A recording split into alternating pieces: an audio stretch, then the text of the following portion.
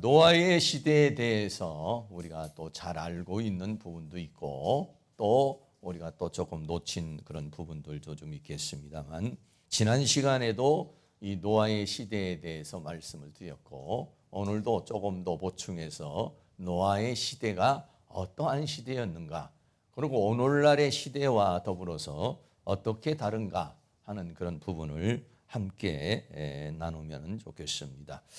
지난 시간에 노아의 시대에는 어떤 시대였느냐면은 모든 사람이 다 육체가 됐다 이렇게 말했어요. 하나님의 아들들과 사람의 딸들이 만난 결과는 육체가 되었고, 그 육체를 통해서 네피림이라고 하는 거인들이 나타났고, 그래서 힘이 지배하는 시대, 힘이 지배하는 그런 시대가 바로 노아의 시대였던 것입니다. 그 힘이 지배하는 시대의 결과가 어떤 것이었냐면 죄악이 세상에 가득 찼다라고 그렇게 말하고 있습니다. 육체가 되어서 네피림이 세상을 지배하는 그 세계는 죄악이 세상을 가득 채워서 그래서 죄악이 관영하였다 이렇게 말하고 있고, 그리고는 사람들이 생각하는 것과 계획하는 것이 모두 악하여서, 그러니까 완전히 그 생각과 감정과 사상이 사단의 사상으로 이제 사로잡혀 있는 그런 모습인 것입니다. 그래서 하나님께서는 한탄하시고 슬퍼하셨다라고 그랬습니다. 하나님이 한탄했다는 것은 후회하셨다는 것이고, 슬퍼했다는 것은 하나님이 가슴 아파했다는 것. 그래서 자녀가 부모의 입장에서 자녀가 잘못되면은 부모의 마음이 비통한 것처럼 창조주이신 하나님께서 사람을 만드신 것에 대해서 너무 한탄하시고 슬퍼하셨다, 그렇게 말하고 있습니다. 그래서 하나님께서는 어떻게 하기로 했느냐면은 홍수로 이 모든 것을 다 쓸어버려야 되겠다, 라고 그렇게 결정을 했다는 것입니다. 하나님께서 최초의 천지를 창조하실 때는 보시기에 좋았더라 라고 했던 그런 것들이 모두가 사탄에 의해서 아담이 망가지고 하와가 망가지고 에덴 동산이 망가지고 그리고 땅이 망가지고, 더 나아가서는 이제 노아의 시대에 와서는 온 세상이 다 망가져 버리고 온 사람들이 다 망가져 버리는 그런 상태에 이르렀다는 것을 말하고 있습니다. 오늘 좀 더 구체적으로 그 노아의 시대에 대해서 조금 더 부가적으로 얘기를 한다면, 첫 번째로는 폐괴하여 강포가 충만하였다라고 그렇게 말하고 있습니다. 노아의 시대는 폐괴하여 강포가 충만하였다라고 합니다. 창세기 6장 11절 말씀에 때에 온 땅이 하나님 앞에 폐괴하여 강포가 땅에 충만한지라 그랬어요. 조금 폐괴하고 조금 강포한 것이 아니라 이 폐괴와 강포가 땅에 완전히 가득 차버리는 그런 상황이 되었다라고 말합니다. 이 폐괴라고 하는 말이 샤하트라는 말인데, 이 샤하트라는 말은 부패하다 또는 멸망하다 이런 얘기입니다. 다시 말하면은 음식으로 말하면은 음식이 부패해서 먹을 수 없는 상태. 여러분, 음식이 만약에 음식을 해놨는데 냉장고에 넣어놓지 않았다든지 어떤 상황이 돼서 만약에 음식이 부패하게 되면 어떻게 하겠습니까? 그러면 어때요? 쓰레기통에 버린다든지 이렇게 되겠죠. 또 물건이 부패하면 어떻게 되겠습니까? 물건이 부패한다는 것은 나무가 썩거나 금속물이 녹이 슬어서 쓸 수 없게 되면은 역시 그것도 폐기 처분을 하게 되는 것입니다. 또 자연이 부패하게 되면 어떻게 되는가요? 요즘에는 너무 이런 자연의 부패에 대한 문제가 많이 되는데 오염이 되는 것이죠. 일본에서도 그런 오염수를 방출하는데 온 사람들이 관심을 갖는 이 경우는 그 오염된 현상으로 인해서 많은 생태계에 문제가 일어날 수 있기 때문에 그런 것이죠. 자연이 부패하게 되면은 더 나아가서 그 자연으로 인해서 사람들에게 많은 영향력을 주게 됩니다. 또 더 나아가서 사람이 부패하게 되면 어떻게 됩니까? 사람이 부패하게 되면은 하나님께서 그 부패한 것을 처리하신다는 것입니다. 세상에 있는 것들이 음식물이나 물건이나 이런 것들이 만약에 부패하게 되면은 사람이 그거를 처리하지만 사람이 부패하면 여기서 폐괴했다는 것은, 부패했다는 것은 사람이 부패해버리면 어떻게 하느냐, 하나님께서 그것을 처리해버린다라고 하는 것을 우리는 생각해야 되는 것입니다. 그래서 노아의 시대는 죄악이 아주 관영하다 그랬어요. 창세기 6장 5절 6절 말씀에 여호와께서 사람의 죄악이 세상에 관영함과 그 마음의 생각의 모든 계획이 항상 악할 뿐임을 보시고 땅에 사람 지으셨음을 한탄하사 마음에 근심하셨다. 그런데 죄악이 세상에 아주 가득 차버렸다. 그러니까는 폐괴하였다는 것은 완전히 부패돼 버렸다는 것을 가르쳐서 말하고 있어요. 이제는 쓰레기 청소를 하듯이 청소를 하지 않을 수가 없다, 이런 상황이 생겼어요. 여러분들도 가끔 가다가 집안에 대청소를 할 때가 있지 않겠어요? 주방에 또 더러운 것이나, 또는 이제 계절이 바뀌거나, 또는 어떤 좀 이렇게 좀 대청소를 하게 될 때는 전부 다 부패한 거, 못 쓰게 된 거, 이런 것들 어떻게 합니까? 전부 다 쓰레기통에 버리는 것이죠. 그러고 싹 청소를 하는 것과 같이 마찬가지 그런 상황이 되었다라고 하는 것입니다. 온 땅이 부패했다는 것입니다. 그리고 그 부패한 것 중에 특징 중에 하나가 뭐냐면 강포가 충만했다 그랬어요. 이 강포라고 하는, 이 하마스라고 하는 말은 뭐냐면 포악, 폭력을 가리켜서 말해요. 힘으로 다스리는 세계. 그래서 서로 법이 없어요. 그냥 완전 무법천지의 세계입니다. 서로 뺏고 빼앗기고 훔치고 탈취하고 죽이고 살인하고 이런 상황이 생긴 거. 힘으로써 그냥 모든 것들이 다스려지는 그러한 폭력이 난무하는 그러한 세대. 그래서 그런 세대를 가리켜서 현대인의 성경에서는 무법천지가 되었다라고 이제 그렇게 이야기를 하고 있게 되는 것입니다. 노아의 시대만 이렇게 포악이 가득한 그러한 시대가 됐던 것은 아니고, 이스라엘 백성들이 이제 하나님의 법을 떠남으로 인해서 이스라엘 북쪽이 아수르에 의해서 망하고 남쪽이 바벨론에 의해서 완전히 멸망을 하게 되는데, 그 멸망을 할 때도 역시 마찬가지로 포악이 가득했다. 그래서 에레미야가 그 시대를 향해서 팍 이제 그 예언을 하는 모습을 봅니다. 에레미야 6장 6절 말씀에 나 만군의 여호와가 이같이 말하노라. 너희는 나무를 베어서 예루살렘을 향하여 흉벽을 쌓아라. 흉벽을 쌓는다는 것은 뭐냐면 예루살렘을 공격한다는 것입니다. 이는 벌받을 성이라. 그 중에는 오직 포악한 것뿐이니라 라고 그렇게 말했어요. 아까도 말한 같이 그 시대, 노아의 시대도 역시 이 포악이라는 하마스, 강포가 충만했다 이렇게 말했는데, 에레미야 시대에도 역시 마찬가지로 벌받을 성이라고 그랬어요. 예루살렘은 벌받을 성인데 왜 그러냐면 그 중에는 오직 포악한 것뿐이니라 라고 그렇게 말했어요. 에레미야 6장 8절로 예루살렘아 너는 훈계를 받으라. 그리하지 아니하면 내 마음이 너를 싫어. 훈계를 받으라는 것은 그 선지자의 말씀을 듣고 깨닫고 회개하라는 것이에요. 그러나 만일 그렇지 않으면 너를 싫어하고 너로 황무케 하여 거민이 없는 땅을 만들리라 했어요. 결국은 이스라엘 민족이 어떻게 했습니까? 남유다는 바벨론에 의해서 멸망을 당하게 되는. 왜 이스라엘 민족이 멸망을 당했냐? 멸망당한 것 특징 중에 하나가 뭐냐면 이 세상이 완전 폐괴하여 강포가 포악이 충만한 상태였다는 거예요. 에스겔 선지자도 같은 걸로 이렇게 예언을 했습니다. 에스겔 선지자가 에스겔 7장 11절 말씀에 포악이 일어나서 죄악의 뭉둥이가 되었은지 그랬어요. 포악이 일어나서 그 포악을 징치하는 죄악의 몽둥이가 되었은지, 그들도 그 부리도 그 재물도 하나도 남지 아니하고 그 중에 아름다운 것도 없어지리라 그랬어요. 이미 이 이스라엘 민족이 노아의 시대 이후에도 역시 마찬가지로 포악이 가득하게 됨으로 말미암아서 하나님의 심판을 받게 되는 그런 모습을 보게 되는 것입니다. 창세기 6장 12절에 하나님이 보신즉 땅이 폐괴하였으니, 폐괴했다는 건 완전히 부패했다는 것입니다. 사람도 부패하고 정치도 부패하고 문화도 부패하고 그 삶이 부패하고 생각하는 것이나 모든 것이 다 부패했어요. 다시 말하면 세상은 썩었고 폭력으로 가득하여 무법천지가 되었다라고 그렇게 말하고 있는 것입니다. 여러분, 그렇게 되어졌을 때는 어떻게 하시냐? 하나님께서 그것을 심판하신다는 것을 말하고 있는 것입니다. 두 번째는 그러므로 끝날이 이르렀다라고 그랬습니다.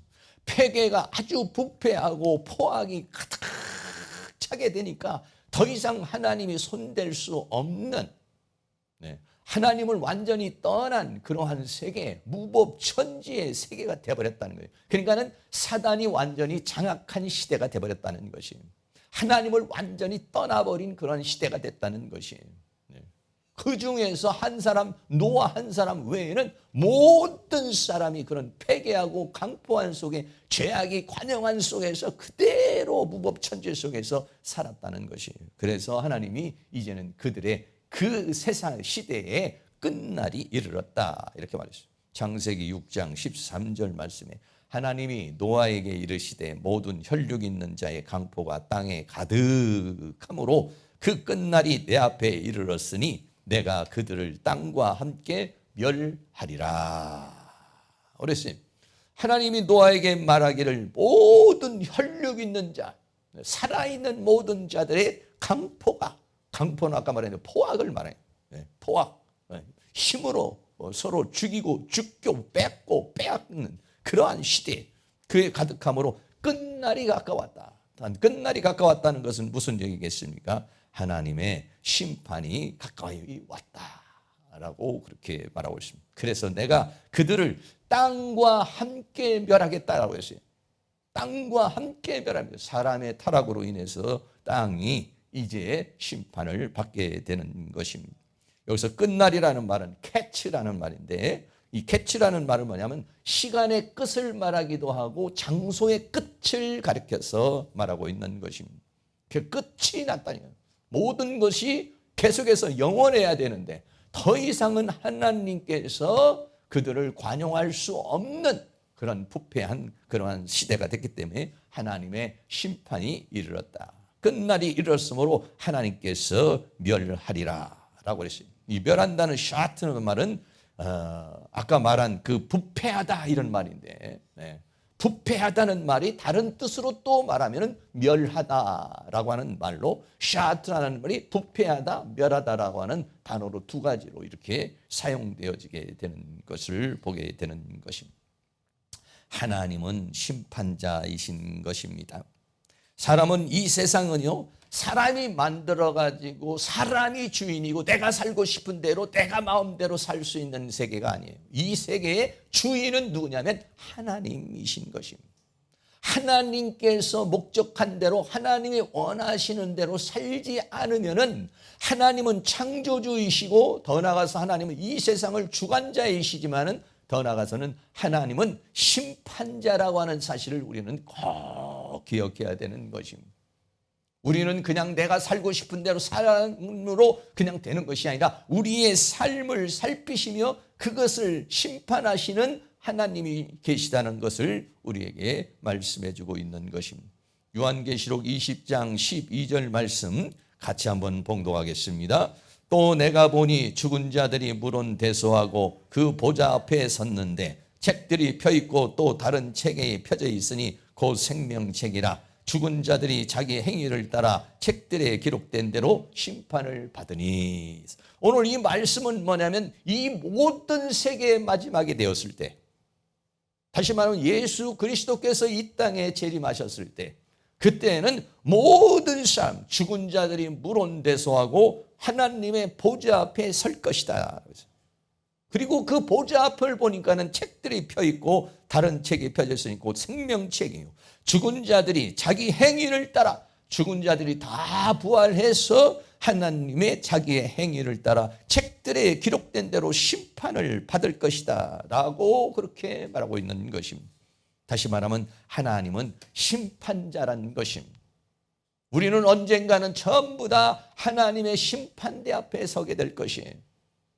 하나님 앞에 심판대에 섰을 때 부끄러운 심판을 받고 책망을 받는, 형벌을 받는 심판을 받는 것이 아니라 오히려 그 심판대 앞에 당당히 설 수 있는, 오히려 그 심판대가 심판이 아니라 내가 하나님으로부터 칭찬을 받고 영광을 받고 상급을 받고 면류관을 받을 수 있는 그러한 역사가 일어날 수 있기를 주의 이름으로 축복합니다.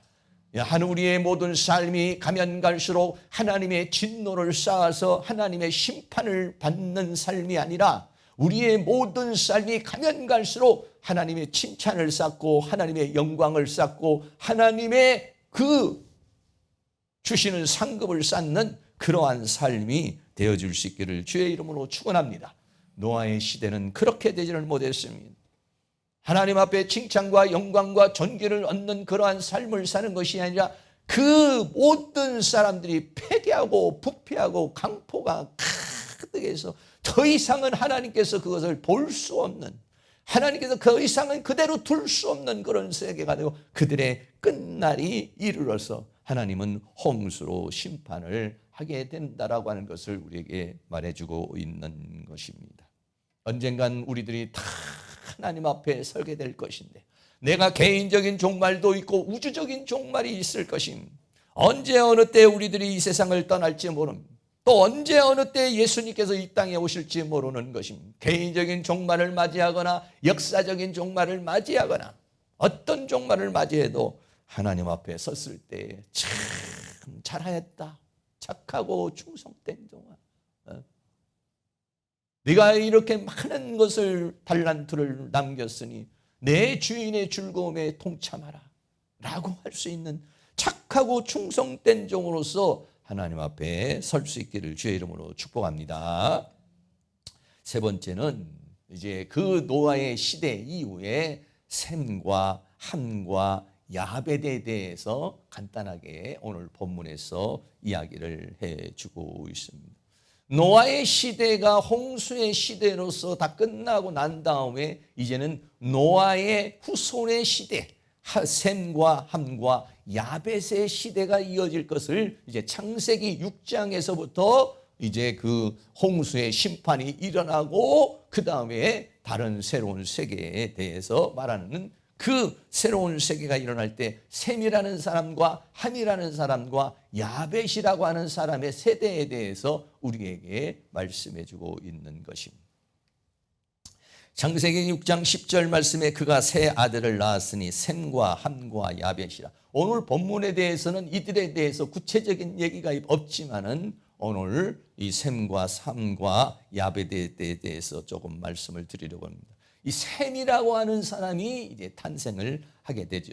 이 셈이라고 하는 사람은 뭐냐면 히브리어로 쉔이라는 말. 쉔이라는 말은 이름, 명성이라고 하는 그런 뜻입니다. 이 셈이라고 하는 사람은 어떤 축복을 받았느냐? 하나님이 뭐라고 하냐면 나는 셈의 하나님이다 이렇게 말을 했어요. 창세기 9장 26절 같이 한번 있습니다. 또 가로되 셈의 하나님 여호와를 찬송하리로다. 가나안은 셈의 종이 되고. 하나님은 어떤 하나님이냐면 셈의 하나님이라는 거예요. 여러분, 하나님이 어떤 하나님입니까? 지금 나의 하나님이십니까? 아니면 다른 사람의 하나님입니까? 아니면 유대인의 하나님이십니까? 유대인의 하나님이십니까? 아니면 다른 사람의 하나님이십니까? 나의 하나님이시고 나의 아버지이십니까? 셈은 어떤 사람이냐면 바로 하나님이 말하기를 나는 셈의 하나님이다. 그리고 그 셈의 하나님인 그 하나님은 셈을 통해서 찬송을 받게 될 것이다 라고 그렇게 말하고 있습니다. 그러니까 이 셈이라고 하는 사람은 하나님이 선택한 사람이요 하나님께 찬양을 드리고 하나님께 영광을 돌릴 그러할 사람이라는 것이에요. 두 번째는 셈이라는 사람과 야벳이 나오는데 야벳은 막내인데 야벳과의 관계에 대해서 말하고 있습니다. 창세기 9장 27절에 하나님이 야벳을 창대케 하사 셈의 장막에 거하게 하였다 이렇게 말하고 있어요. 네. 셈과 야벳은 관계가 되어져 있어요. 함은 관계가 되어 있질 않아요. 근데 셈과 함은 하나님은 셈의 하나님이신데 야벳이라고 하는 사람이 셈의 장막에 거할 것이면서 그러면서 함께 합력하게 될 것을 이야기를 해주고 있는 것입니다. 그리고 세 번째는 셈의 후예가 나오는데요. 역대상 1장 18절에 보면 아르박삭은 셀라를 낳고 셀라는 에벨을 낳고 해서 셈의 후손에 대해서 이야기를 하고 있어요.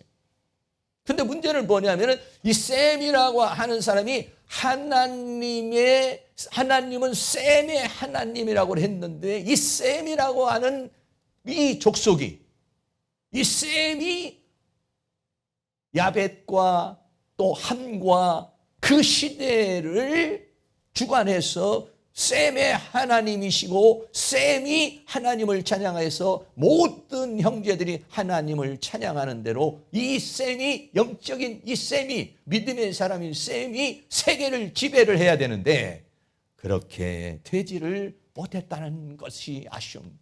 노아의 홍수 사건 이후에도 그 세 아들이 그 홍수를 다 겪으면서 하나님의 심판을 보았는데도 불구하고 이 아들 셋이 모두가 다 하나님께 영광을 돌리지를 않았다는 것이 참 비극적인 것이라는 것입니다.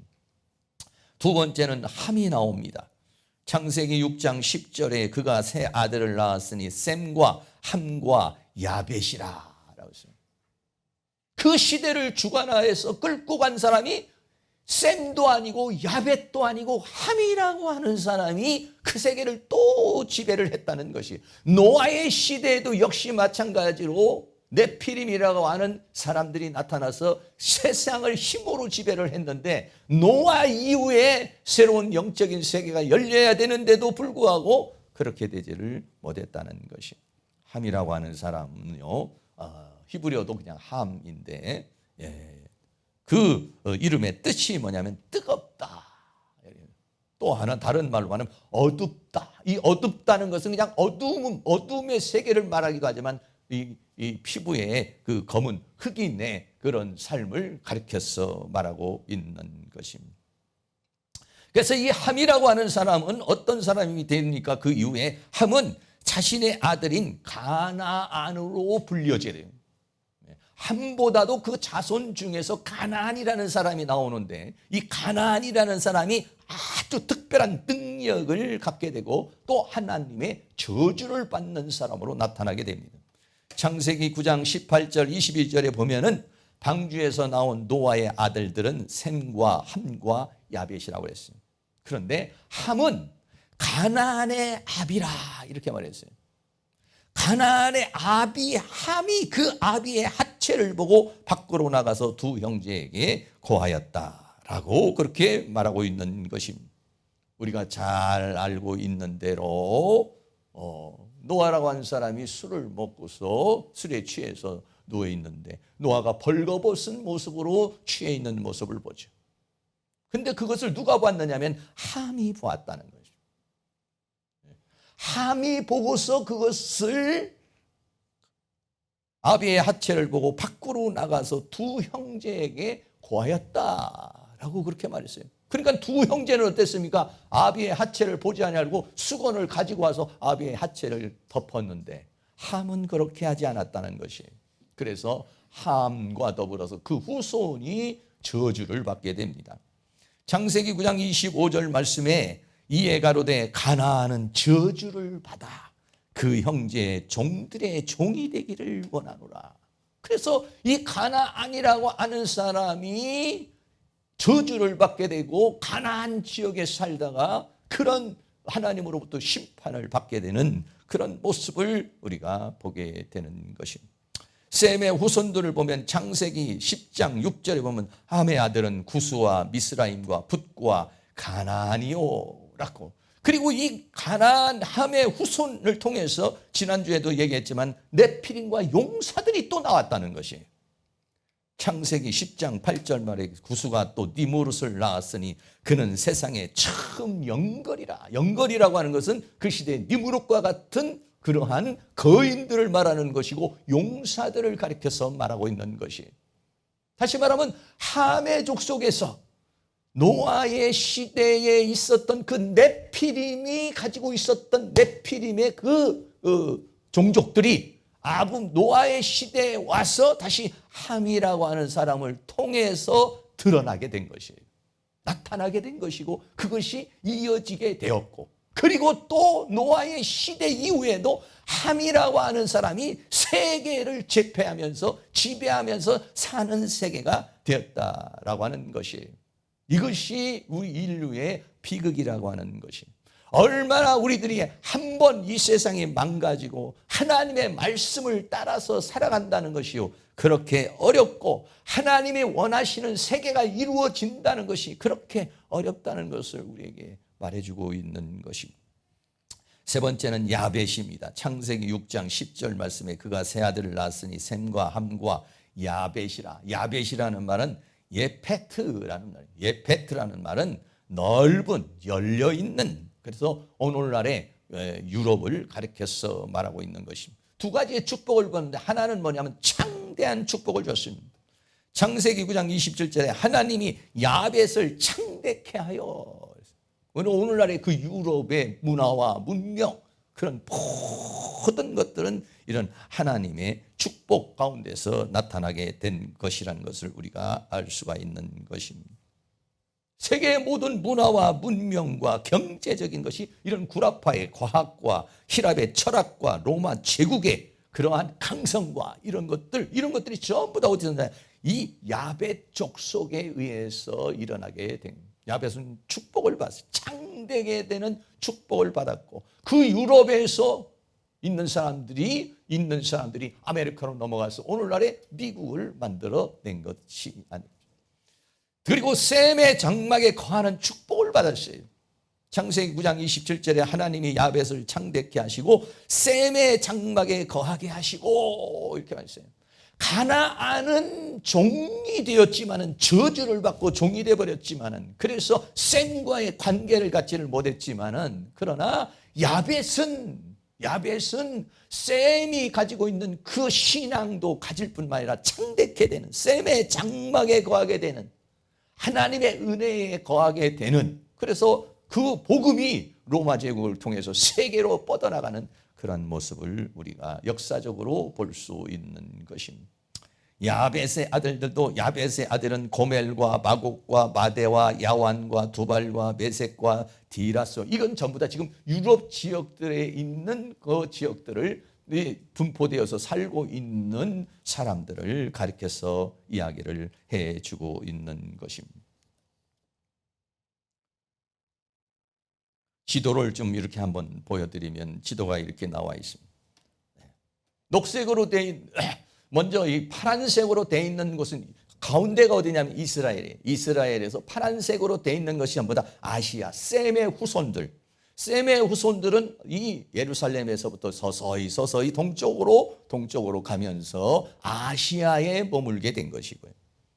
또 함의 족속은 밑으로 빨간색으로 시작을 해서 위에서 이스라엘에서 가나안으로 해서 아프리카 지역으로 이제 그 함의 후손들이 분포되어져서 내려가게 된 것이고, 야벳의 족속은 우쪽으로 녹색 쪽으로, 녹색에서 이스라엘에서 시락에서 저 유럽 쪽으로 로마로 해서 저 영국으로 넘어가는 그러한 그 시대의 삶을 살게 된 것입니다.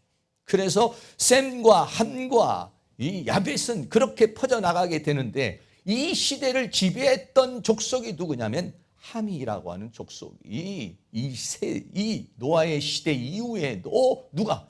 셈이 세계를 지배를 해서 살아야 되는데, 다시 말하면 오늘날 우리 대한민국으로 보게 되면 대한민국을 이끌어가는 사람들이 하나님의 사람들, 믿음의 사람들이 대한민국을 끌고 가야 되는데, 이 대한민국을 끌고 가는 사람이 오히려 힘을 가진 사람이, 아니면 지성을 가진 사람이 끌고 가고, 그리고 영의 사람들이 그 뒤를 쫓아간다면 어떻게 하겠습니까? 죄악이 관영할 수밖에 없는 것이죠.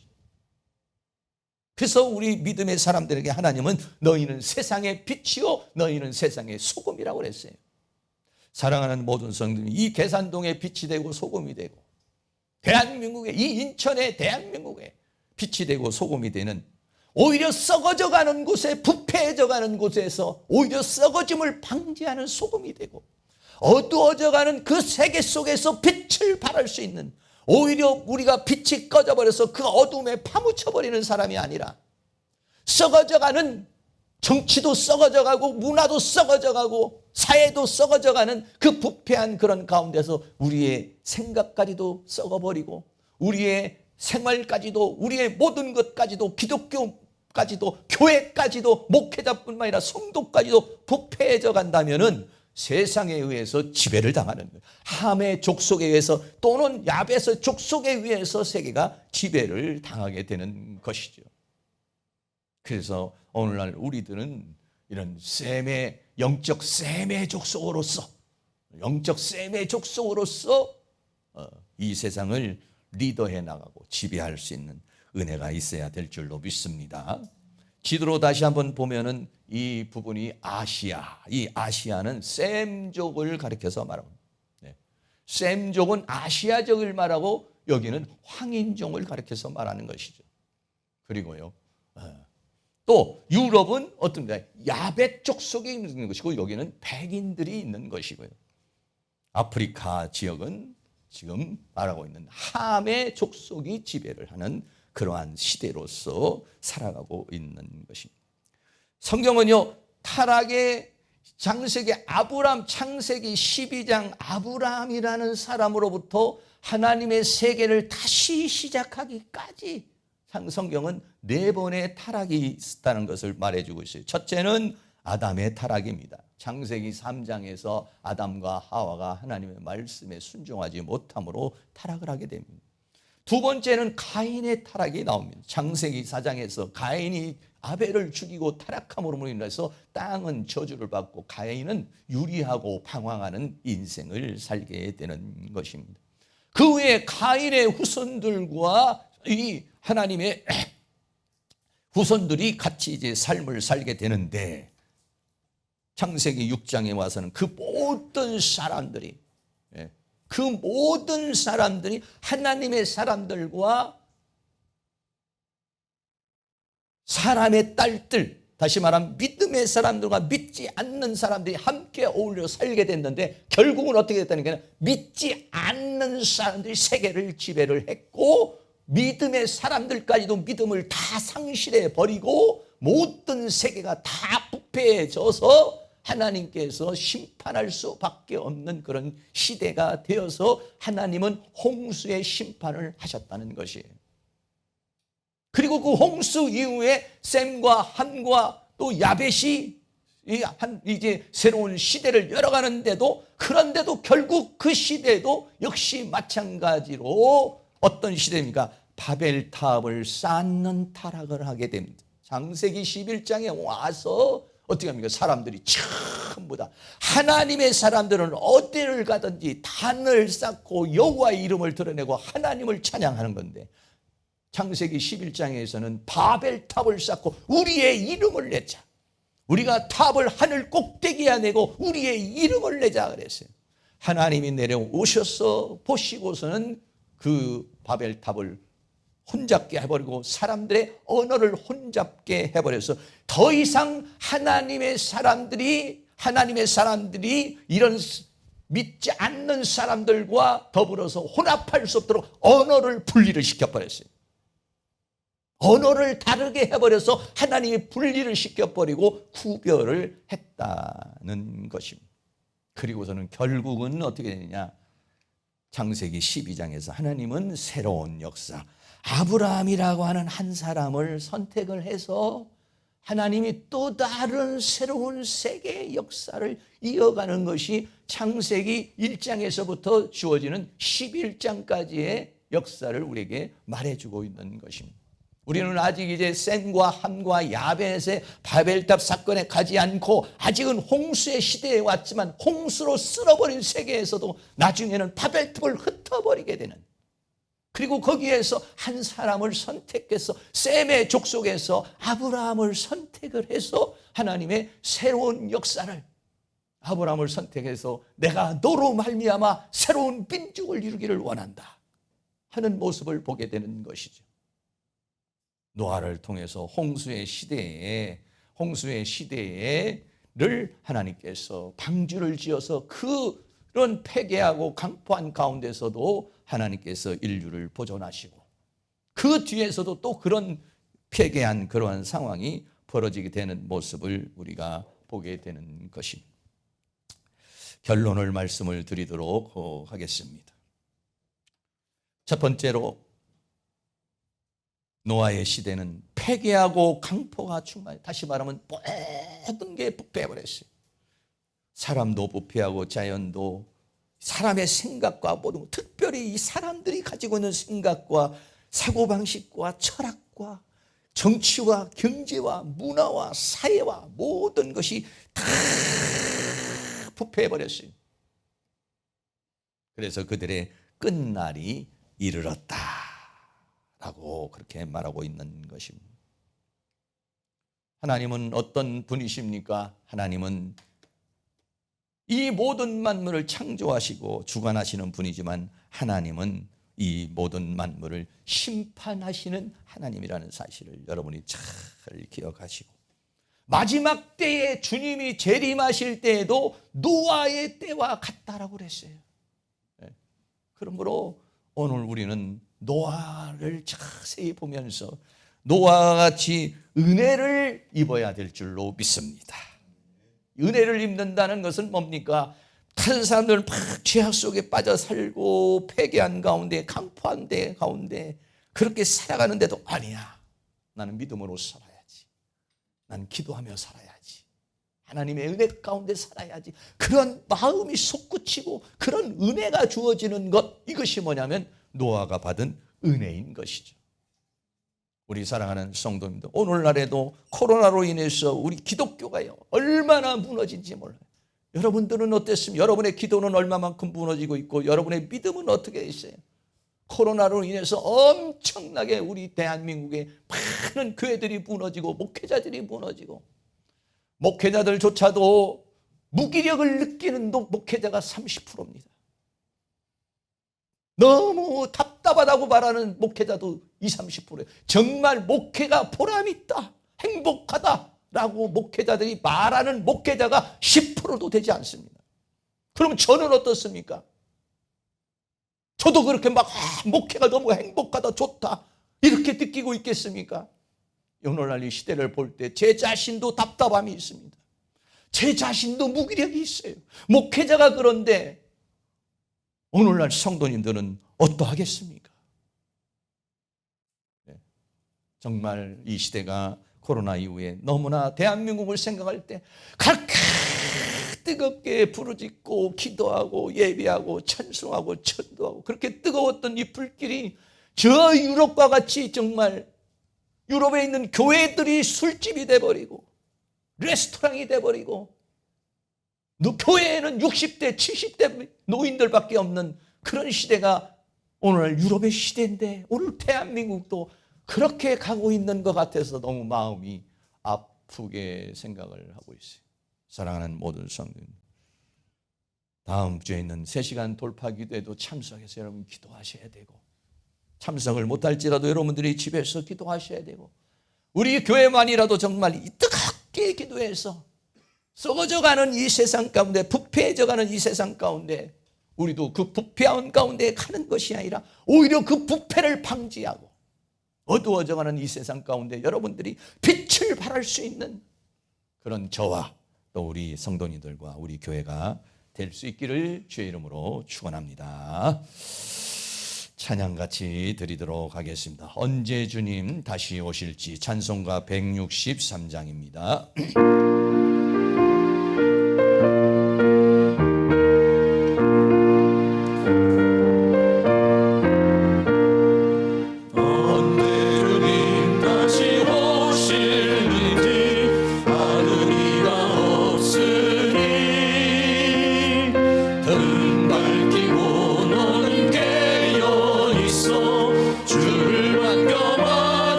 주 안에서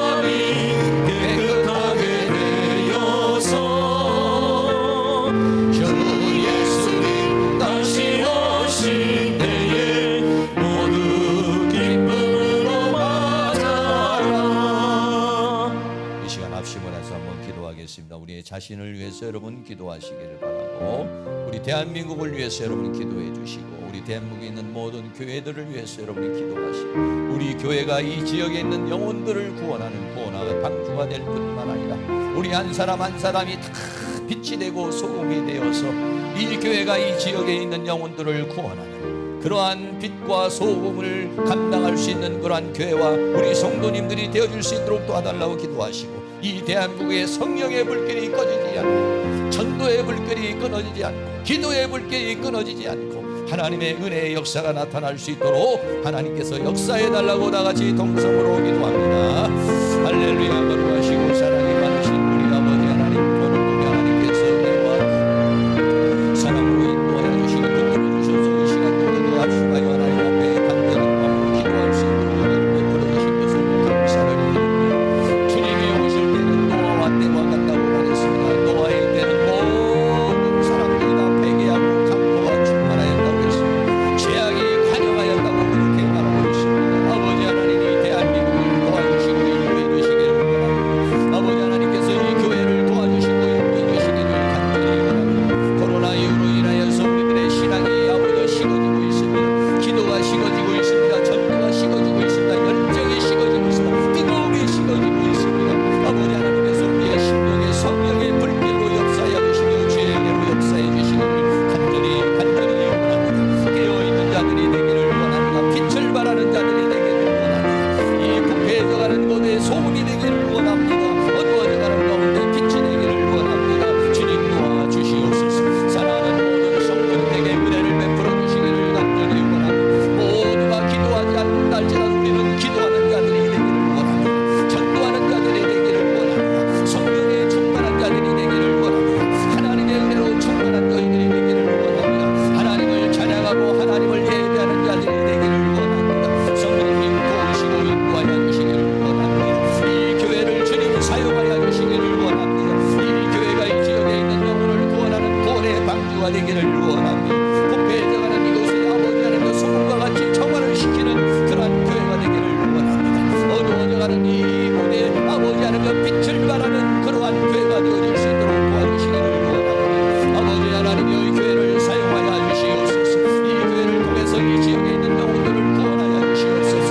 이 지역에 있는 영혼들을 깨워 주시옵소서. 이 지역에 있는 영혼들을 하나님 앞으로 인도할 수 있는 그러한 재단이 되어줄 수 있도록 도와주시기를 간절히 원합니다. 사랑하는 모든 성도님에게 성령으로 임하여 주시기를 원합니다. 이 교회에 성령의 기름을 부어주시기를 원합니다. 이 시간 우리의 심령에 성령의 기름을 부어주시기를 간절히 원합니다. 우리의 마음을 뜨겁게 하여 주시옵소서. 우리의 신앙을 뜨겁게 하여 주시옵소서. 더 몸부림치며 기도하는 저희들이 되기를 원합니다. 더 힘차게 나가서 전도하는 저희들이 되기를 원합니다. 더 하나님의 성령으로 충만한 저희들이 되어줄 수 있도록 성령님께서 은혜를 베풀어 주시기를 간절히 원합니다. 이 대한민국도 오늘날 성령의 불이 꺼져가고 있습니다. 저 유럽에 있는 교회들과 같이 될까 두렵습니다. 아버지 하나님의 성령의 불길이 타오르게 하여 주시옵소서. 은혜의 불길이 타오르게 하여 주시옵소서. 기도의 불길, 전도의 불길이 은혜의 하나님의 성령의 불길이 타오를 수 있도록 하나님 도와주시기를 간절히 원합니다. 이 교회를 사용하여 주시옵소서. 이 학교를 사용하여 주시옵소서. 사랑하는 성도들을 사용하여 주시옵소서. 주님에게 성령의 기름을 부어 주시옵소서. 성령의 기름을 부어 주시옵소서. 성령의 기름을 부어 주시옵소서. 바람처럼 물처럼 생기처럼 강물처럼 하나님의 성령의 기름을 부어 주시옵소서. 우리들이 뜨거워지는 마음이 되게 하여 주시고 빛이 되는 저희들이 되게 하여 주시옵소서. 우리들이 빛을 발하며 성령의 불길을 아버지 하나님여 더 많은 영혼들에게 아버지 하나님여 불 붙일 수 있는 저희들이 되어줄 수 있도록 우리 하나님께서 권능력의 선교로 역사해 주시며 주의 권능의 선교로 역사해 주시며 주의 은혜의 선교로 인도해 주시고 붙들어 주시고 해 주시기를 간절히 원합니다. 사랑과 은혜가 많으신 아버지 하나님, 오늘날 이 대한민국에 있는 교회들이 무너지고 있습니다. 성도들의 신앙이 무너지고 있습니다.